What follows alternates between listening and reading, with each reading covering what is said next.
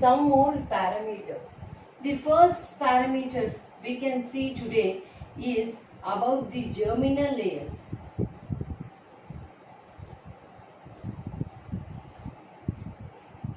Okay, so if we are discussing about the germinal layers, the germinal layers can be defined into two different types. The first type we can term it as diploblastic, and the second type we can define it as triploblastic. So, during the embryonic development, the full formation of the organs, tissues and organs happens only with the base of this germinal layers. So, coming to diploblastic, the species which are bearing this type of germinal layers has only two layers, which is called as outer ectoderm and inner endoderm. Okay, the incompletely formed mesodermal layer, which we can term it as mesoglia. Okay, the incompletely divided mesodermal layer is called as mesoglia, and in this case we can take up with the example of the phylum Cnidarians.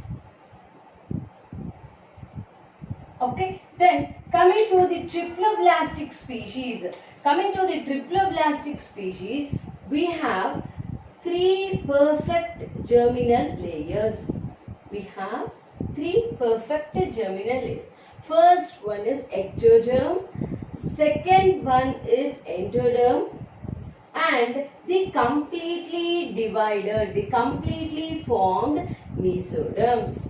Okay, so the tissues or organs which are present in our body, it takes only by the origin of these germinal layers. And for the triploblastic species, we can take up the examples right from the phyla Platyhelminthes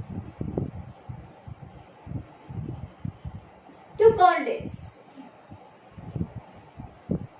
Right? So, right from Platyhelminthes to chordates, we can tell those species are triploblastic, and before the Platyhelminthes, that is the Cnidarians, they undergo only diploblastic germinal layers. And the next parameter we can discuss here about the cephalization.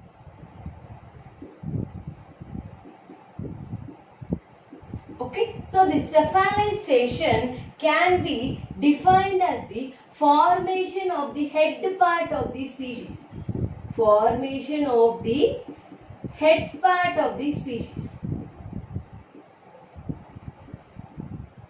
Okay, so coming to the formation of the head part of the species, we can say in some lower organism, the cephalization forms the tuft of nerve cell bodies, which is called as ganglions, and in higher organisms we can tell about the development of the brain. Okay, so we can tell that cephalization is nothing but the formation of the head part of the species, right? So in the lower species it can be the tuft of ganglions, and in the higher species we can talk about the term brain, right? Then later we can discuss about the next term, which is called as the notochord. Okay, the species which are present, in which the notochords are present, they are called as the chordates. They have the notochord. It is the It is a part which is developed in the dorsal side of the body, right? So the species which are bearing the notochords, they are called as chordates, and the species which does not have the notochord, they are called as non-chordates. Right? So coming to these non-chordates, it starts with the phylum Porifera and it ends with Mollusca. Echinodermata. Even echinoderms, they are non-chordates.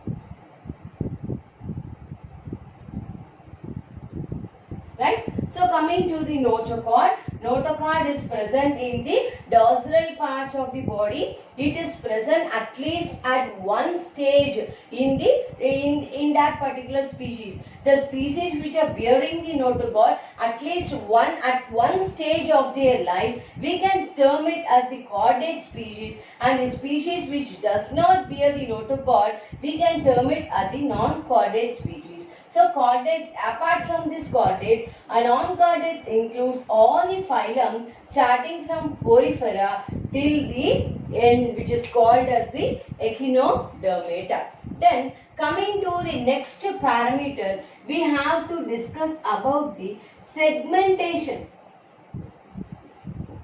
So coming to the segmentation, it is nothing but the arrangement of the internal and external organs of the body in the particular fashion, in the similar fashion. So such type of arrangement, which we call it as segmentation, and also we can term it as metamerism. Okay. So in some species like earthworm, the segmentation is seen both internally as well as external. So internal as well as external metamerism is seen.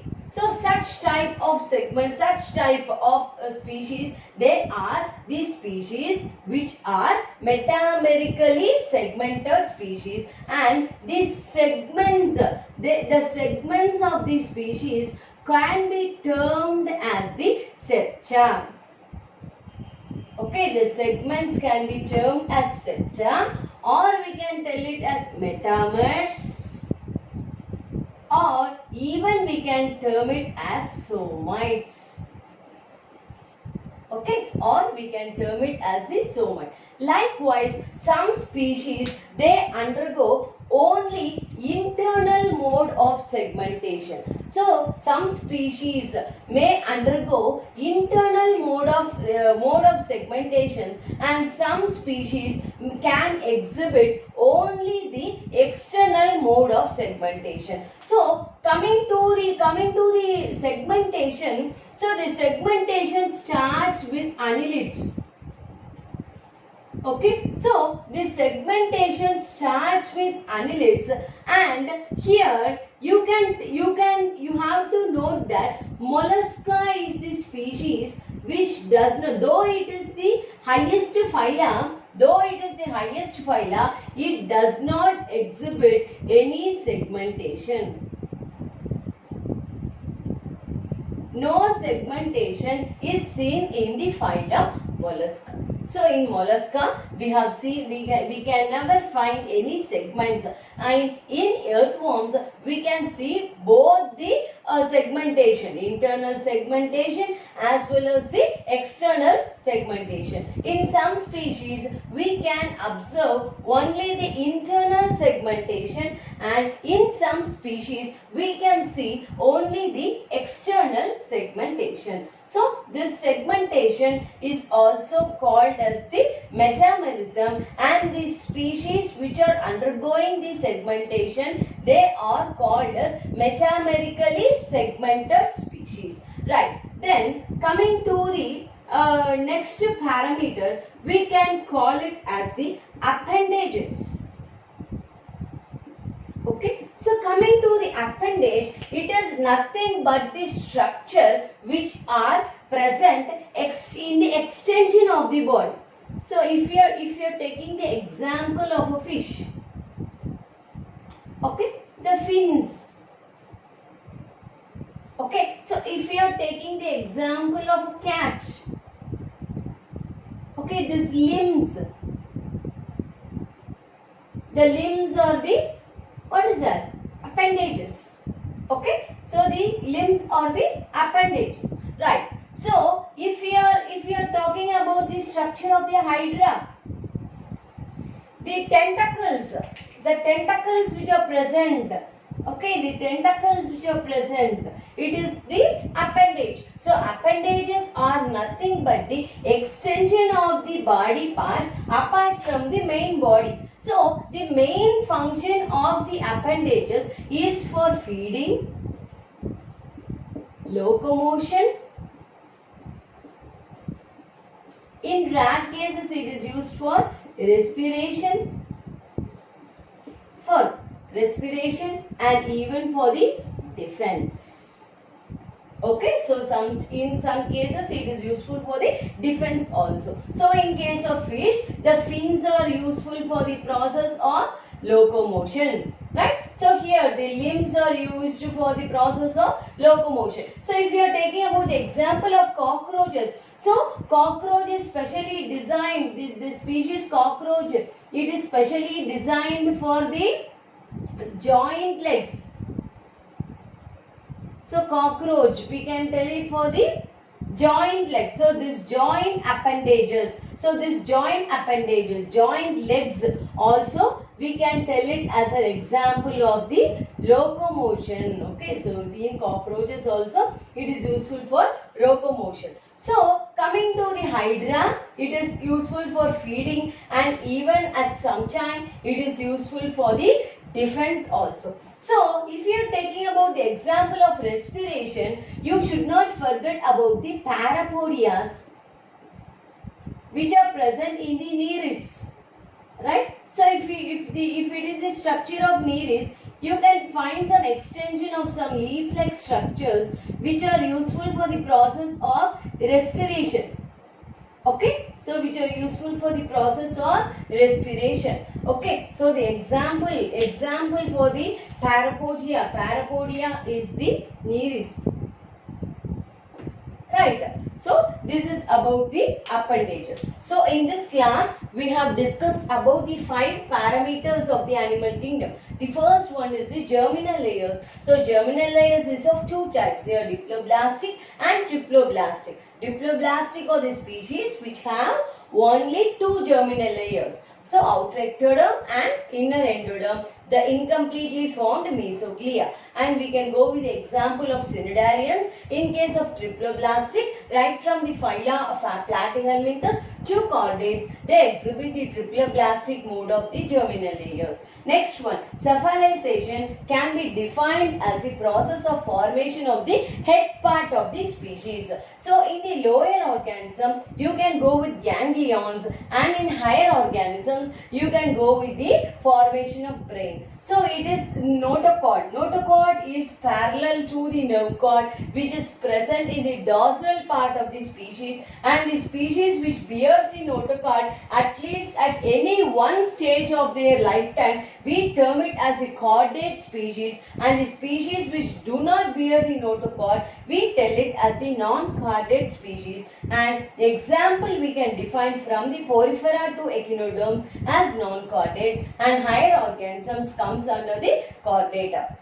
Then the next parameter is the segmentation. So segmentation is the arrangement of internal and external features of particular species, and the segmentation can also be called as metamerism, and the segments which are seen in the species we can term it as septa or metamers, and even they are called as the somites. So coming to this species, some species exhibit internal metamerism, some species exhibit external metamerism, but earthworm is a species which comes under the phylum Annelids, exhibits both internal and external metamerism. So you should be clear that mollusca is the only phylum which don't have any segments. Right, so coming to the appendages. So appendages are the extension of the body parts. Right, so it is the main function of the appendages is used for feeding, for locomotion, sometimes for the process of respiration, and even it is used in the process of defense. So in fins of the fish is used for swimming. The limbs of the animals is used for walking. The parapodias which is present in the iris, it is used for respiration. And the joint legs of the cockroach, it is useful for locomotion. And if you are talking about the hydra, you should not forget about the tentacles, which is useful for the feeding purpose, and also at some times it is useful for the defense purpose also. So in the next class we can take up the phylums right from Porifera to Chordata, their habit, their nature, their mode of respiration, their mode of reproduction, everything is discussed in detail in the upcoming classes. So stay tuned and subscribe my channel and share my channel as much as possible, so that the informations will not stop at one point.